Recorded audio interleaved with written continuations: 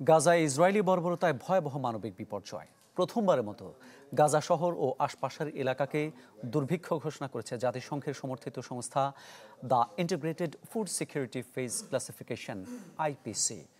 বিশ্বজুড়ে খাদ্য সংকট ও ক্ষুধা পরিস্থিতির নজরদারি করা সংস্থাটি বলেছে, গাজা ও তার আশপাশের এলাকায় দুর্ভিক্ষ দেখা দিয়েছে, যা আগামী মাসের মধ্যে সর্বত্র ছড়িয়ে পড়বে।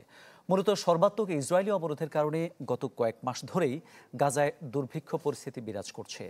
শত শত ফিলিস্তিনি ক্ষুধা ও অনাহারে মারা যাচ্ছে। তবে ইসরায়েলের প্রধানমন্ত্রী বেনিয়ামিন নেতানিয়াহু সরকার তা অস্বীকার করে আসছে। আইপিসির এ মূল্যায়ন যুদ্ধবিধ্বস্ত গাজায় আরও ত্রাণ সহায়তা প্রবেশের অনুমতি দেওয়ার জন্য ইসরায়েলের উপর চাপ বাড়াবে বলে মনে করা হচ্ছে।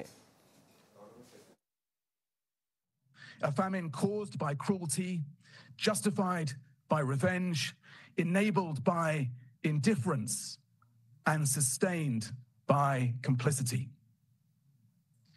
It is a famine that must spur the world to more urgent action, that must shame the world to do better.